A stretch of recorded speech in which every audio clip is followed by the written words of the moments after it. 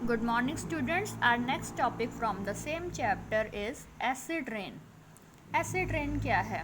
आपने नॉर्मली भी सुना होगा कि when acid mix with rain water, जब भी एसिड जो है हमारे बारिश के पानी के साथ मिक्स हो जाता है, ठीक है, और तब बारिश होएगी तो उसको हम क्या कहते हैं? Is called acid rain.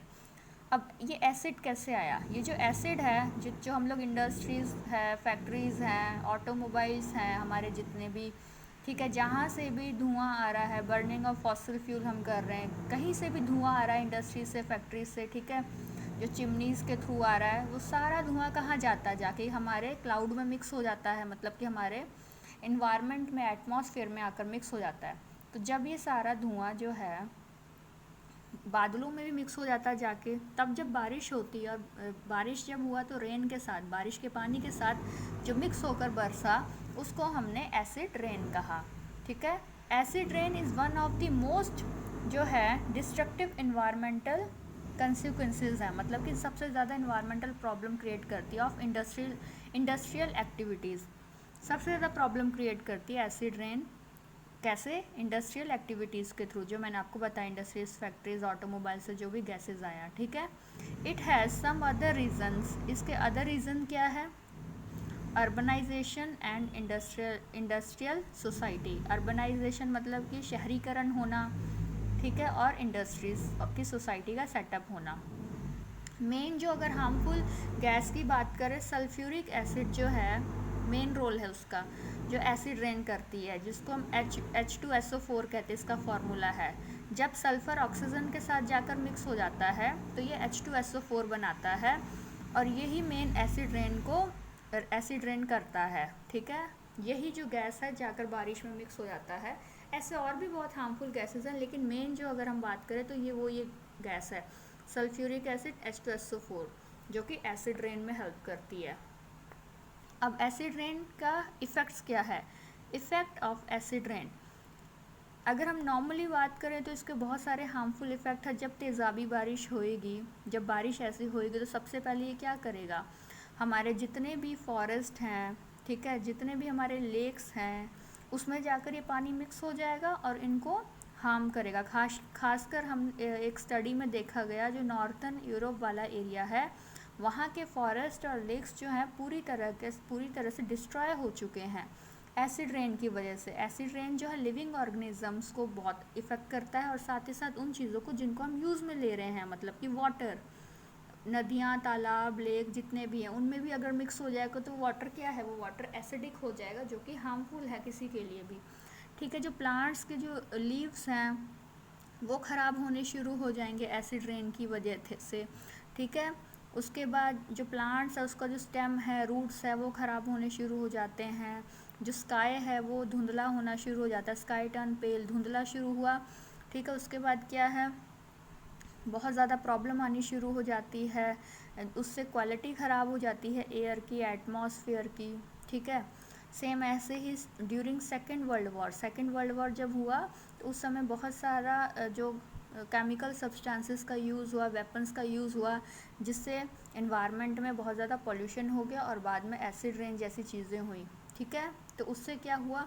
जो यूरोपियन कंट्रीज़ हैं वहाँ पर बहुत ज़्यादा प्रॉब्लम क्रिएट शुरू हो गई, और वहाँ की जो एयर है उसमें एसिड पाया जाने लग गया, और बारिश जो है वो भी तेज़ाबी होनी शुरू हो गई। और वहीं से फिर एक स्मॉग बना। स्मॉग क्या होता है? Smog is the combination of smoke and fog. Smoke और फॉग जब मिल जाता है तो इसको हम क्या कहते हैं? स्मॉग, मतलब कि धुंधला हो जाना, पूरा इन्वायरमेंट, हर तरफ धुंधलापन नज़र आना। तो ये भी एक मेन रीज़न है एसिड रेन की वजह से, ठीक है। और जो सब एटमॉस्फेयर है वो टॉक्सिक हो जाता है, सांस लेने में प्रॉब्लम आएगी आपको, आपको दिखाई नहीं देगा, क्योंकि पूरे इन्वायरमेंट में धुंधलापन है, डार्क सा हो जाता है सारा, ठीक है। कंट्रीज़ जैसे नॉर्वे, स्वीडन जैसी कंट्री है, वो इस तरह की प्रॉब्लम्स को फेस कर रही हैं। वहाँ की जो नदियाँ हैं वो डेड लेक बन चुकी हैं, क्योंकि उसमें एसिड बहुत ज़्यादा पाया जाने लगा, तो एसिडिक हो गया है वहाँ की जो नदियाँ हैं, ठीक है। सेम ऐसे ही इन्होंने और रीजन्स के बारे में बात करी है। कनाडा रीजन जो है, वहाँ पर एटलीस्ट 50,000 जो लेक्स है वो अफेक्ट हुई हैं एसिड रेन की वजह से। तो इसके ये हार्मफुल इफ़ेक्ट हैं एसिड रेन के, ठीक है। अब अगर हम बात करें अभी हमने इतनी सारी चीज़ें और इतने सारे पॉइंट्स पढ़े है ना, कि एसिड रेन क्या है, ग्लोबल वार्मिंग क्या है, मतलब जितने भी हमने सारे पॉइंट्स कवर किए। अब आपको एक एंड में आ सकता है कि ब्रीफ डिस्कशन करिए सभी के बारे में। तो बुक में ब्रीफली दिया हुआ है, मैं अब आपको दोबारा से सारा एक्सप्लेन नहीं करूँगी क्योंकि मैं सारा 1 बाय 1 आपको लेक्चर्स में सब एक्सप्लेन कर चुकी हूँ। तो आपका अब नेक्स्ट टॉपिक आता है। नेक्स्ट टॉपिक यही है कि brief discussion on global issues. Global issues पर ब्रीफ डिस्कशन करो। तो ग्लोबल इश्यूज़ क्या है? Climate change, global warming, acid rain, ozone layer depletion, green house effect and nuclear accident. इन सब पर हमने ब्रीफ डिस्कशन हम कर चुके हैं और ये सब हम पढ़ चुके हैं। न्यूक्लियर एक्सीडेंट के बारे में मैं आपको थोड़ा सा समझा देती हूँ। ये भी हम पढ़ चुके हैं, ये आपने इससे पहले वाले चैप्टर में पढ़ा है जिसमें हमने न्यूक्लियर वेपन्स के बारे में पढ़ा। न्यूक्लियर एक्सीडेंट्स क्या है? जैसे कि कोई भी न्यूक्लियर एक्सीडेंट हो जाता है या कोई गैस लीक हो जाती है, उससे होने वाली प्रॉब्लम।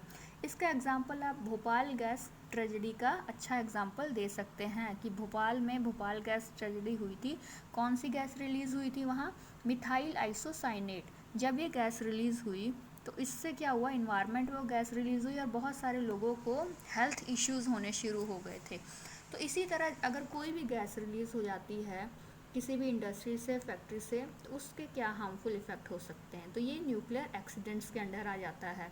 या जो वॉर्स होते हैं, वर्ल्ड वॉर 1, 2 या जो भी हुए, उसमें जितने भी न्यूक्लियर एक्सीडेंट्स हुए या न्यूक्लियर वेपन्स का यूज़ किया गया, ठीक है। लेकिन अगर एक्सीडेंट वर्ड यूज़ किया तो मतलब एक्सीडेंटली क्या क्या प्रॉब्लम हुई, ठीक है।